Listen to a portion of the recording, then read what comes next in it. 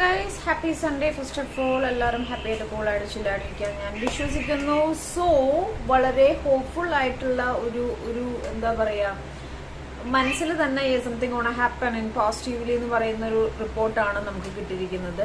മത്സ്യത്തൊഴിലാളികൾ ഇറങ്ങിയിട്ടുണ്ട് അർജുനെ നോക്കാൻ വേണ്ടിയിട്ട്. അപ്പോൾ അവരെ ഞാൻ കൂടുതൽ നിങ്ങളിലോട്ട് ഇൻട്രൊഡ്യൂസ് ചെയ്യേണ്ട ആവശ്യമില്ല.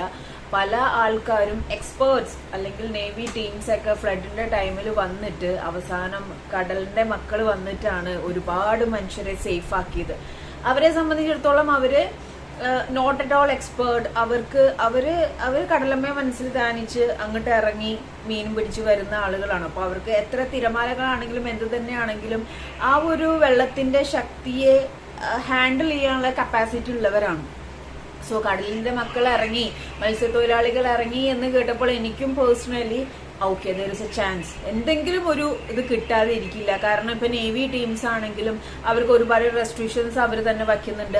അവരുടെ ഹെൽത്തും അവരുടെ ലൈഫും കളഞ്ഞിട്ടുള്ള കാര്യങ്ങൾ ചെയ്യുന്നില്ല. പക്ഷെ നേവിയിലാണെങ്കിലും ഒക്കെ അങ്ങനെ സ്വന്തം ജീവൻ മറന്നിട്ട് വരെ ചെയ്യുന്ന ആൾക്കാരുകളും ഉണ്ട്. പക്ഷെ ഈ ഒരു കേസിലില്ല. നമുക്ക് തുടക്കം തൊട്ടേ അറിയാം ഇവിടെ വന്നിരിക്കുന്ന വീഴ്ചകളും പ്രശ്നങ്ങളും കാര്യങ്ങളും. രഞ്ജിത്തിനെ തല്ലിയതും, രഞ്ജിത്തിനെ കുറ്റപ്പെടുത്തിയതും, മനാഫിനെ കുറ്റപ്പെടുത്തിയതും, ഫാമിലിയെ കുറ്റപ്പെടുത്തിയതും, എന്ത് തന്നെ ആണെങ്കിലും ആളെ കിട്ടിയില്ലേലും വേണ്ടില്ല പ്രശ്നങ്ങൾ ഉണ്ടാക്കാം എന്നുള്ള രീതിയിൽ ഒരുപാട് കാര്യങ്ങൾ സംസാരിച്ചിട്ടുണ്ട്. പോട്ടെ. പക്ഷെ ഈശ്വർ മാൽപേ ആ വ്യക്തി എന്താ പറയാ, ഇവരുടെ വീഡിയോന്റെ കമന്റ്സിലും ഞാൻ കണ്ടു ഈശ്വരനായിട്ട് എത്തി എന്ന് പറയുന്ന ഒരു സംഭവം. വളരെ പോയിന്റഡ് ആയിട്ടുള്ള ഒരു കാര്യമാണ് അത്. കാരണം അദ്ദേഹം പറയുന്നുണ്ടായിരുന്നു വെള്ളത്തിന്റെ അടിയിലത്തെ അവസ്ഥ വൻ ശോകമായിട്ടുള്ളൊരു അവസ്ഥ. കാരണം കേൾക്കുമ്പോൾ തന്നെ നമുക്ക് ലൈക്ക് ഇത്രയും സ്ട്രഗിൾ ആണോ എന്ന് തോന്നും. കാരണം ബ്ലേഡ്, ഒരുപാട് വീടിന്റെ തകരകള്, മറ്റേ സ്റ്റേ വയർ, ഇലക്ട്രിസിറ്റിയുടെ വയർ, തടിക്കഷ്ണം, ഈ പറഞ്ഞ മാതിരി തടിക്കഷ്ണങ്ങൾ, ഒരുപാട് മണ്ണ് വന്ന് വീണിട്ടുണ്ട്. അപ്പം ഇദ്ദേഹം തന്നെ പറയുന്നു അതിന്റെ ഉള്ളിൽ ഇറങ്ങാൻ ആർക്കും പറ്റത്തില്ല, വൻ ടഫാണ്. നേവിക്കാർക്കാണെങ്കിൽ പോലും പറ്റത്തില്ല, അത്രയും ടഫാണ് അതിന്റെ ഉള്ളിലത്തെ അവസ്ഥ എന്നുള്ളത്. ഇദ്ദേഹം പോലും പോയിട്ട് ഒരു അവരുടേതായ ഒരു സെറ്റിങ്സ് ഉണ്ടായിരുന്നു.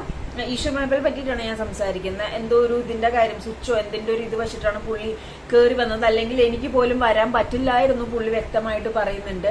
ആൻഡ് നമ്മുടെ മനസ്സിൽ അല്ലെങ്കിൽ ആ ഒരു ചില സിറ്റുവേഷൻ നമ്മൾ പറയില്ലേ, ഗൂസ് ബോംസ് വന്നു അത് കേട്ടപ്പോൾ എന്ന് പറയില്ലേ, അതേപോലെ മനാഫ് പറഞ്ഞ ഒരു കാര്യം ഉണ്ട്, അതിന്റെ ഉള്ളിൽ കിടക്കുന്ന ഒരു മലയാളിയാണെന്ന്. അതുപോലെ തന്നെ ഇദ്ദേഹവും പറയുന്നുണ്ട്. കാരണം മൂന്നിടത്ത് തിരക്കിയിട്ടും കിട്ടിയിട്ടില്ല. അവിടെ നിന്ന് കിട്ടിയ അവശിഷ്ടങ്ങൾ, സംഭവങ്ങൾ, കാര്യങ്ങളാണ് പറയുന്നത്. ഒന്നും കാണാൻ പറ്റുന്നില്ല, അത്രയും കുത്തൊഴുക്കാണ്.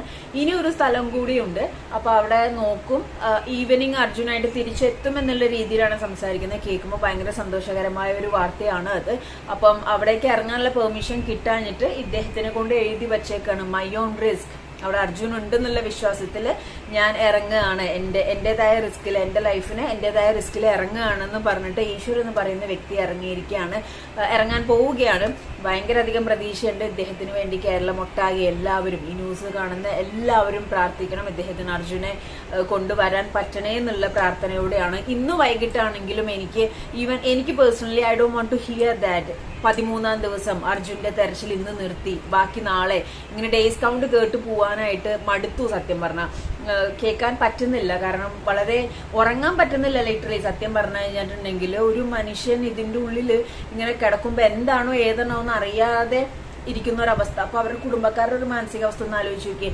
എന്തായാലും ഇദ്ദേഹം ഈ ഒരു കുറിപ്പ് എഴുതി കൊടുത്ത് ഹിസ് ഓൺ റിസ്ക് എന്നുള്ള രീതിയിൽ എഴുതി കൊടുത്തിട്ട് അത്രയും ഭയാനകമായ, അത്രയും കയ്യിൽ നിൽക്കാത്ത കുത്തൊലിപ്പുള്ള ഒരുപാട് സംഭവങ്ങൾ ഇതിന്റെ അടിയിൽ അടിഞ്ഞുകൂടി കിടക്കുന്ന, ഒരുപാട് മണ്ണുകൾ കിടക്കുന്ന, ഒരുപാട് ഡേഞ്ചറസ് ആയിട്ടുള്ള സംഭവങ്ങൾ കിടക്കുന്ന, അതിലേക്ക് ഇറങ്ങാന്ന് പറഞ്ഞ നിസ്സാര സംഭവമല്ല.